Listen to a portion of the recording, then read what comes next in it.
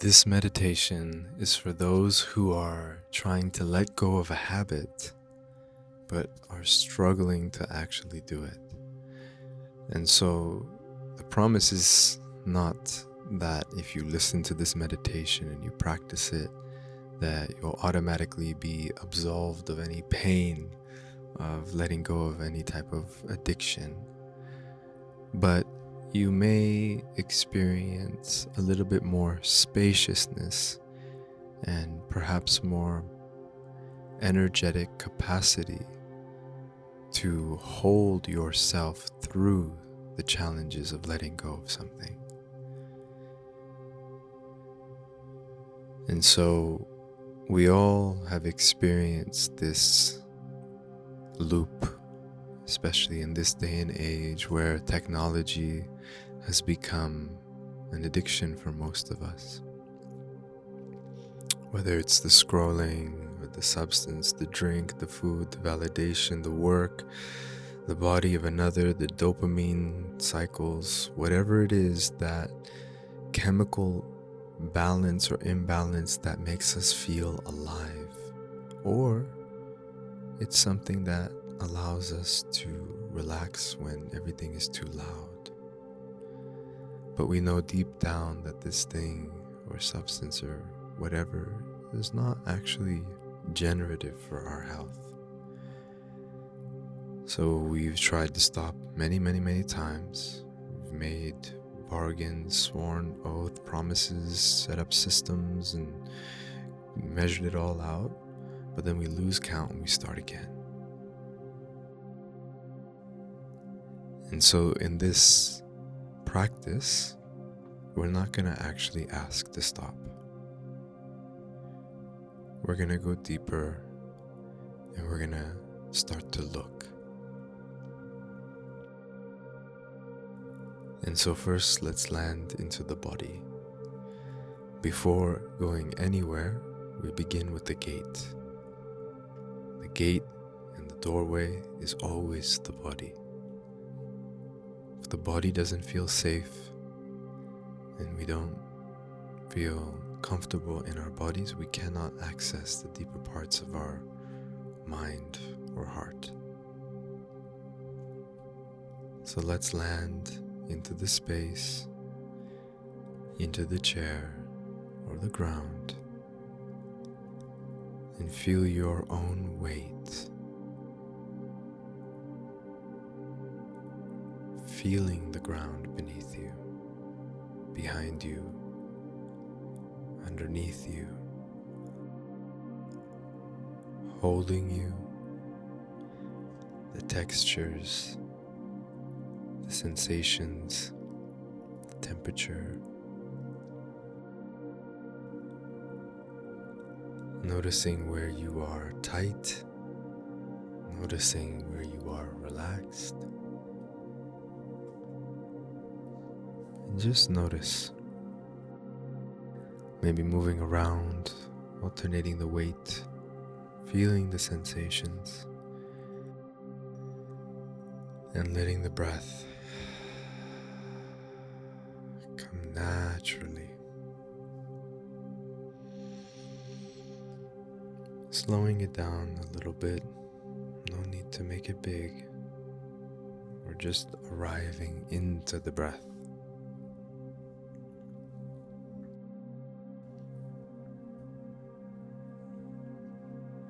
And as the breath slows down, the heart naturally relaxes, the body softens, even if it's just 1%.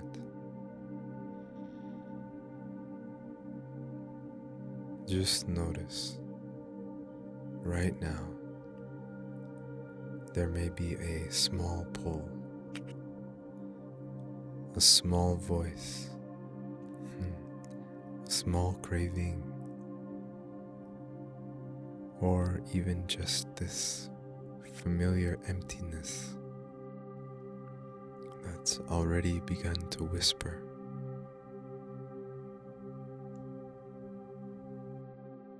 This is exactly who we have come to meet. And we're not trying to fix or fight. We're just here to witness and understand. Placing your right hand on the center of your chest, left hand on the belly, we ask, where does this craving come from?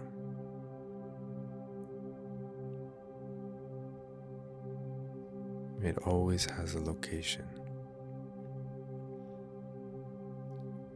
For some, it might be in the chest. For some, it's in the belly. For some, it's in our head. Tightness behind the eyes. In our hips.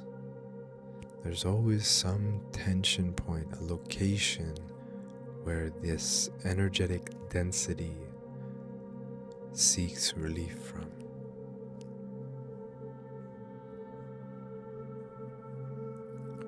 And once we find it, we simply breathe into it. But even more than just the breath, we can use our hands to feel into it with pressure, right? Almost like a self-massage as we breathe. Just noticing it, not trying to make it leave, but being like, oof, there it is. Especially if we've been experiencing these cravings for a long time, and it's usually attached to a story, right? And these stories just want to be seen. That's it. They just want your attention. And sometimes the stories are heavy and heartbreaking, and so we give ourselves the safety to just hear the story.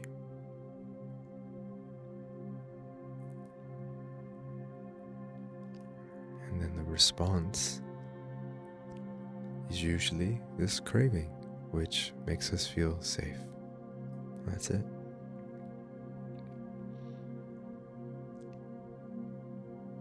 Now I'm going to give you something deeper. As we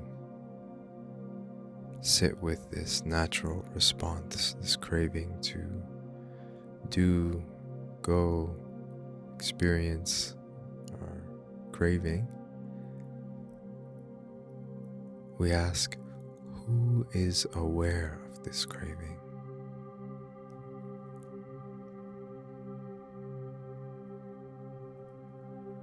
Because the craving is just something that comes and then it goes. It has a shape, it has a beginning, it has a somewhere, and then it has an end. It's not actually who we are. It's a wave.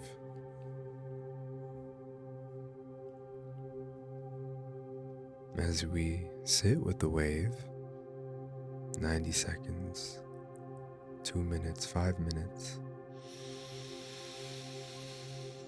breathing deeper into the backdrop of it, or the awareness of it, we start to loosen its grip.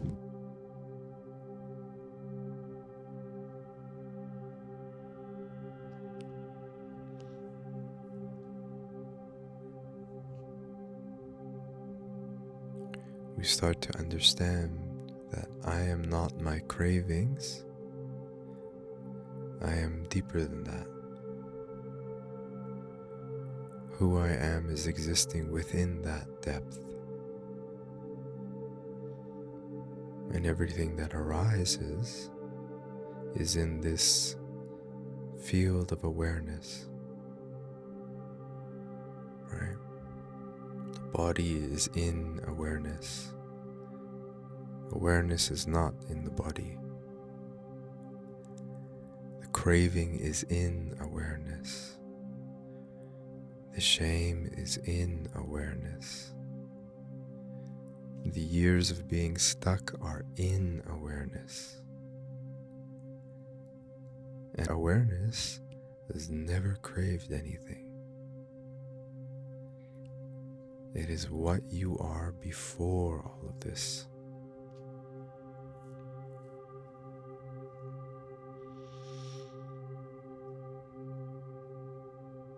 And so let's breathe into that.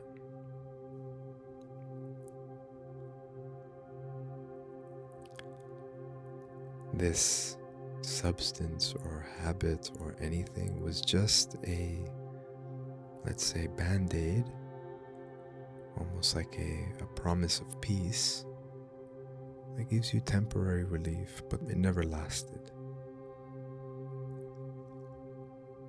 What you were really reaching for was something that's real and eternal. And it's not out of weakness that you were reaching, it was actual wisdom. But we oftentimes find it in these simple forms. We call them vices, or whatever they may be. It's usually rooted into some type of yearning for connection to something real, a desire to come home, to take a break from performing, to reduce the voice in our head so the body can just feel for a moment held, safe, secure, everything is cool. To let go of the trying, These things, they give us that for just a moment, right? And that's okay.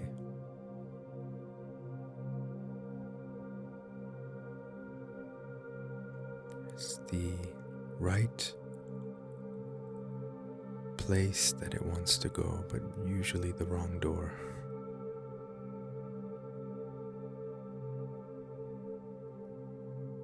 Because in the essence of it, as we breathe into it, the thing we can't stop reaching for is showing us exactly what we have not learned to give ourselves yet. And so this becomes the work. Not to stop the cravings or the longings or the desire. The longing is real. It's sacred, it's beautiful, it's the most honest thing about ourselves. The longing is what every musician sings about, every mystic or artist calls for. And this world is filled with longings, desires. It's beautiful. And so the work is not getting rid of the desire, the craving, and the longing. The work is actually to replace it with something that is not the thing that we are chained down by. And in this moment, we're replacing it with breath and awareness. And that's it.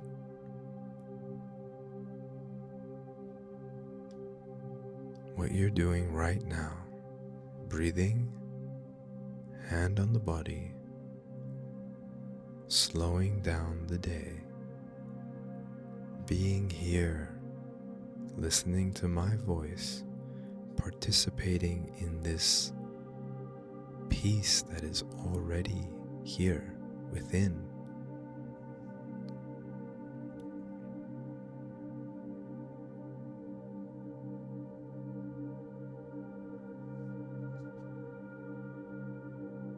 And sometimes as we sit in the stillness of our peace, things come up. Maybe grief, maybe heartbreak, something that we have been struggling to let go of, a memory, a place, a home, a feeling. Whatever it is, allow it to be here. The body can hold it, and the body has been holding it, the heart can hold it. It's not going to break you. It's just deepening. Because the heart, in its reality, is an infinite ocean with infinite depth.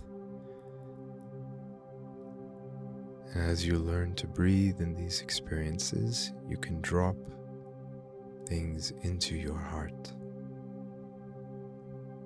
allowing it to become that river that's been flowing through you all along.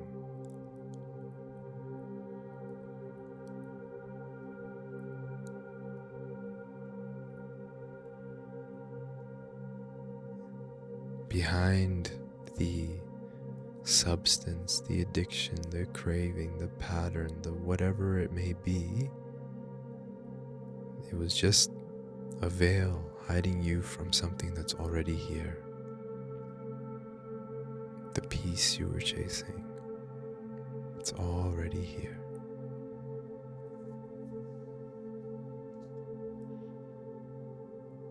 But this loop was an amazing teacher. And these desires and cravings will always come back. It's the most human thing. And so instead of resisting them now, we honor them. We thank them. We realize that they've been showing up for us as a form of love when nothing else could. But now you know what it was trying to give you. And now you can practice beginning to give it to yourself directly without using that door. Maybe it's a break. Maybe it's laying down, a deep breath, a walk, hand on the body, whatever it is.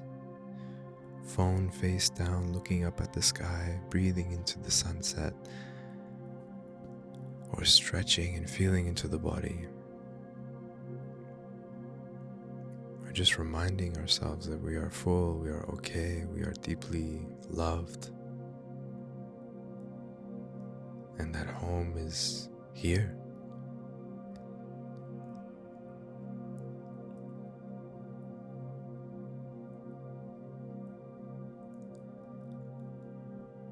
So as we feel into this spaciousness, into this wider invitation for all of our parts, we bring to our heart those who are in our lives, those we miss,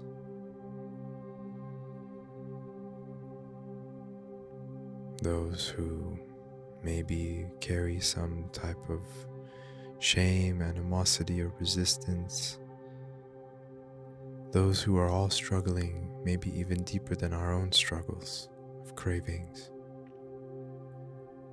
Some of them too heavy to carry, some of them consumed by them.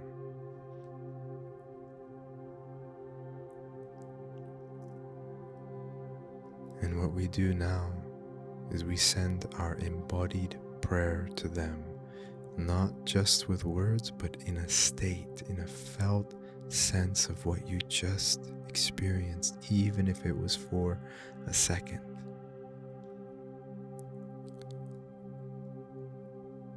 Send it outwardly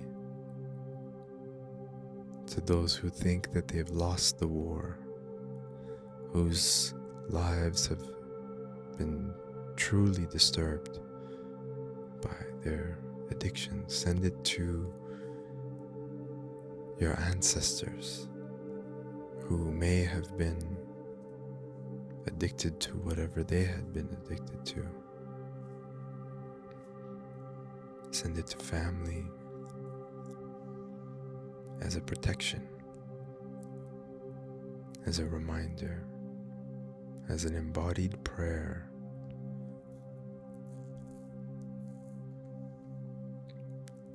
And then send it to yourself, the one inside of you who's still small, who's reaching, still ashamed, and invite it in without words, that you understand, You don't criticize or condemn. You're not going to hurt them, but you're allowing them to come home.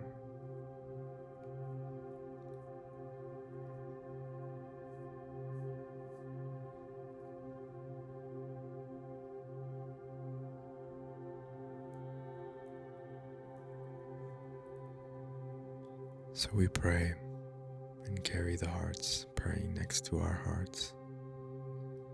And the next time this longing comes, we remember that longing or craving is never the enemy, but it's actually the most honest thing about us.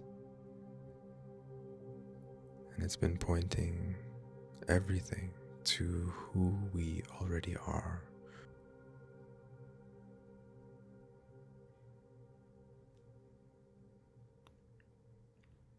Thank you.